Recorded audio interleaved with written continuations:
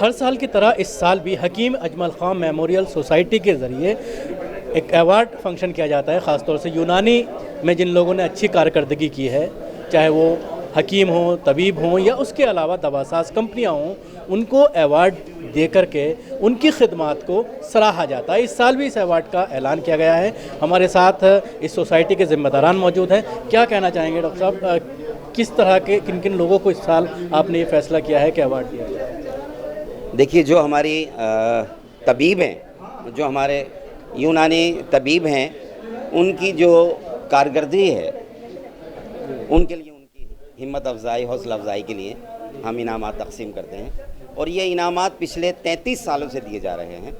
Hakim Ajmal Khan award, Hakim Ajmal Khan साहब के बारे में अभी असलम साहब ने बताया। मैं थोड़ा सा उसमें इजाफ़ा करना चाहूँगा कि वो वाहिद शख्सियत हैं हिंदुस्तानी तारीख़ में जो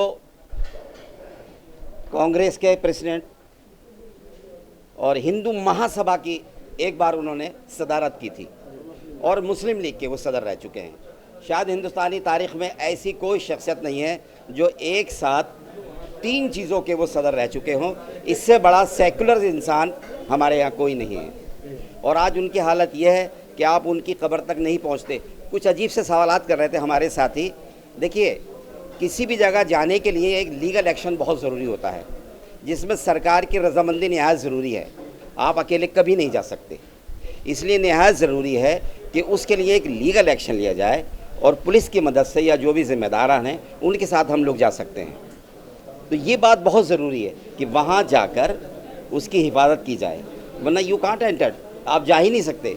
बल्कि उनको रिश्वत देनी पड़ती है इस बात के लिए कि आप वहाँ जाएँ और उस खबर को देखें। डॉक्टर साहब, कौन लोग हैं जो वहाँ पर काबिज हैं? क्या अपने मुस्लिम से कुछ लोग हैं या कुछ और लोग उस पर? देखिए, उसमें आप देखें, दरगाह ये सैयद हसन रसूलुल्लाह पचकुइयाँ रोड पर है। मैं तो बल्कि आपसे भी गुजारिश करूँगा शकील साहब, आप अपने यूट्यूब चैनल की तरफ से एक स्टोरी कीजिए, उस जगह को देखिए कि आपको कितनी परेशानी होगी वहाँ तक जाने में। फातिहा पढ़ने के लिए भी वो लोग जाने नहीं देते। वहाँ पर एनक्रोचमेंट हुआ है पूरी दरगाह पर, कब्रों पर लोग रह रहे हैं। हकीम साहब और उनके ख़ानदान की जो कब्रें हैं वो घरों के अंदर हैं, मतलब चारपाई बिछी हुई हैं, लोग सो रहे हैं उस पर, वहाँ जाने नहीं देते। तो हमने जो है ये गुजारिश हम कर रहे हैं दिल्ली हुकूमत से ख़ास तौर से, और जो वक्फ बोर्ड के चेयरमैन हैं डॉक्टर जनाब अमानतुल्लाह खान साहब से, जो एमएलए हैं उगला के, कि वो कम से कम इतना करें कि उसकी तज़ीनकारी तो करा दें, कब्रों की बाउंड्री करा दें, लोग वहाँ तक चले जाएं। कम से कम उस अजीम शख्सियत की रूह को सवाब पहुँचाने के लिए फातिहा तो पढ़ सकते हैं। हिकमत एक बहुत पुराना तरीक़ा इलाज है, लेकिन अब ये देखने में आ रहा है कि उसके मुकाबले पर ख़ास तौर से आयुर्वेद को जो है बढ़ावा दिया जा रहा है, उसको कहीं ना कहीं पुश्तपन पर डाल दिया जा रहा है। देखिए, बिल्कुल यूनानी बहुत पुराना तरीक़ा इलाज है। तकरीबन ये कहते हैं कि यूनानी 5000 साल पुरानी पैथी है, लेकिन आयुर्वेद क्योंकि हिंदुस्तानी तरीक़ा इलाज है, ये मानती है ये वाली हुकूमत।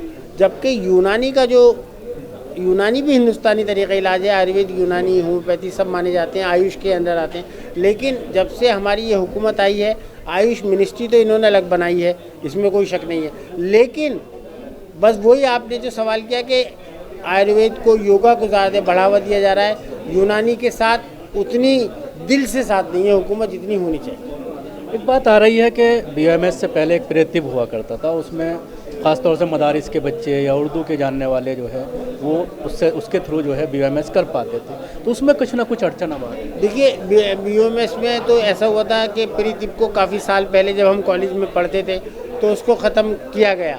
हमारे कॉलेज से भी ख़त्म कर दिया गया, तिब्बिया कॉलेज करोल बाग से, आयुर्वेदिक तिब्बिया कॉलेज से। हमदर्द में प्रीतिप अभी भी चल रहा है, कुछ जगहों पर चल रहा है, प्रीतिप अलीगढ़ में चल रहा है, कुछ जगहों पर चल रहा है। लेकिन अब तो एक उससे बड़ा मसला पैदा हो गया शकील साहब के, यूनानी में जिसका दाखिला होता था उसके लिए उर्दू लाजमी होती थी 10वीं क्लास तक। तो अब जो है, अब ये अंदाज़ा लगाइए आप कि अगर उर्दू लाजमी नहीं रहेगी, अब तो ये हुकूमत ये चाहती है कि उर्दू को ख़त्म कर दिया जाए कि लाजमियत को, और यूनानी में गैर उर्दूदा लोगों की भी दाखिले हो जाएं।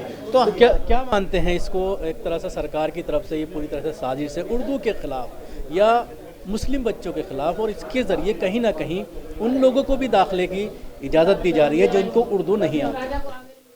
आयुर्वेदिक और यूनानी, उन्होंने यकसर तौर पर दोनों की तरक्की की थी। शुरू से लेकर आज तक आयुर्वेदिक और यूनानी एक साथ आता रहा है, मगर आज यूनानी आपको ताज्जुब होगा कि सिद्धा के साथ मिला दी गई है। होम्योपैथिक का डिपार्टमेंट अलग है, आयुर्वेद का डिपार्टमेंट अलग है, मगर यूनानी का नहीं है। सिद्धा शायद आप लोग वाकिफ़ भी नहीं होंगे, साउथ में एक तरीक़ा इलाज है, उसके साथ डाल दिया गया है और वो भी 5वें नंबर पर।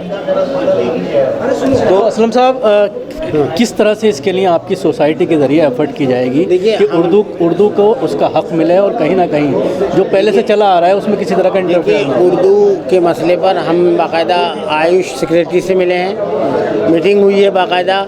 उसके अलावा जो है बहुत सारे मेमोरेंडम्स हमने दिए हैं। कुंवर दानिश अली साहब जो MP हैं अमरोहा के, उनके ज़रिए हमने इस मसले को पार्लियामेंट में उठवाया है। तो और उसके बाद उन्होंने ये भी कहा है कि वो हमारी एक मीटिंग जो आयुष मिनिस्टर हैं, काबीना मंत्री जो हैं हमारे सरवरन सोनोवाल जी, उनसे मिलवाएंगे हमारी।